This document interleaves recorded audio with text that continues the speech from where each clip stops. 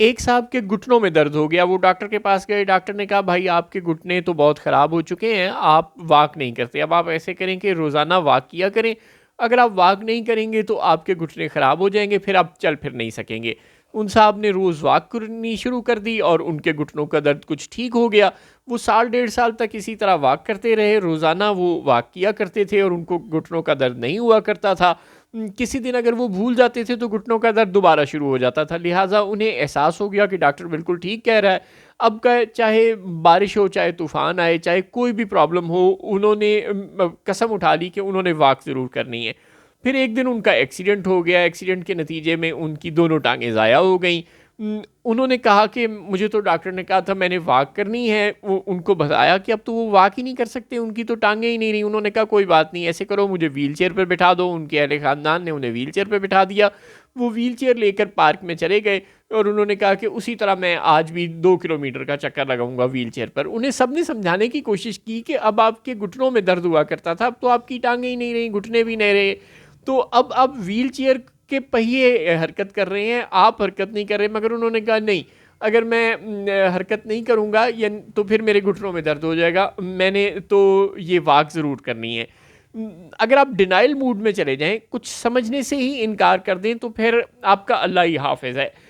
अब अली अमीन गंडापुर साहब हमें ये बता रहे हैं कि वो एक मरतबा फिर एहतजाज के लिए निकलेंगे अगर सीनियर तरीन जज को चीफ जस्टिस ना बनाया गया, जो कि ज़ाहिर है नहीं बनाया जा रहा, तो फिर हम पूरा मुल्क अब की बार बंद कर देंगे। ओ भाई, आपको एहतजाज की आदत पड़ गई है क्या? मसला क्या है? जब आपको पता है, आपने कहा हम एहतजाज करेंगे, लेकिन आपको असम्बलियाँ आपने तोड़ दी उस एहतजाज के चक्कर में, फिर भी आपकी किसी ने ना सुनी। 1.5 साल मोहसिन नकवी को बिठाई रखा, फिर आप लोगों ने एहतजाज किए, नतीजतन आपका पार्टी लीडर कैद हो गया, आपकी पार्टी के बहुत सारे लीडर या कैद हो गए या अंडरग्राउंड हो गए, फिर आप लोगों ने एहतजाज जारी रखा, आप लोगों पे मज़ीद सख्तियाँ हो गई, 9 मई तक आ गया, यहाँ तक कि आपकी पूरी की पूरी पार्टी अंडरग्राउंड हो गई। फिर अल्लाह ताला ने आपकी सुनी, इलेक्शन हुआ, आपने अंडरग्राउंड रहकर ही इलेक्शन लड़ा और आपके बहुत से लीडर जीत गए और फिर कुछ बाहर आने के काबिल हो गए। लेकिन अभी भी आपकी पार्टी और आपकी मेन लीडरशिप तो ज़ाहिर है ज़ेरे उताब है ही है।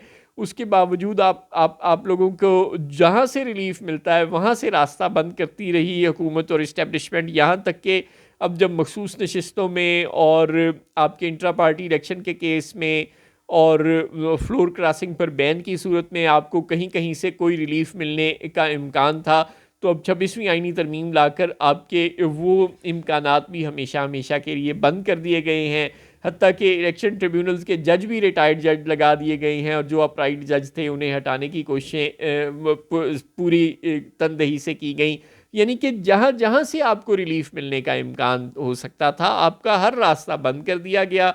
आपने इस दौरान बार बार एहतजाज करके देख लिया। गंडापुर साहब कभी लाहौर आए, कभी रावलपिंडी आए, कभी इस्लामाबाद आए। कारकुनों ने 9 मई के इतने साने हाथ बर्दाश्त करने के बावजूद एक मरतबा फिर उनका साथ दिया, फिर आंसू गैस के शेल, फिर लाठी चार्ज, फिर बहुत कुछ बर्दाश्त किया।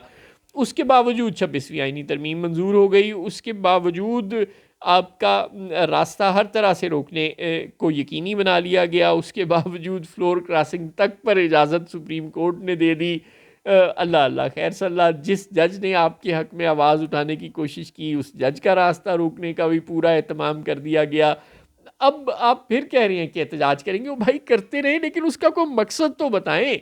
वो साहब जिनकी टांगें कट गई थी, वो व्हील चेयर पर बैठ कर अपने घुटनों के दर्द की शिफा ढूंढ रहे थे। बैन ही आपकी पूरी पार्टी को काट कर, तोड़ कर, मरोड़ कर रख दिया गया है। उसके बावजूद आपके हाथ में कुछ नहीं आ रहा, अभी भी आप कह रहे हैं एहतजाज करेंगे। किस काम के लिए एहतजाज करेंगे? आपको आदत पड़ गई है एहतजाज की, या इसका कोई मकसद है? कुछ कुछ मुद्दा समझाएं तो सही।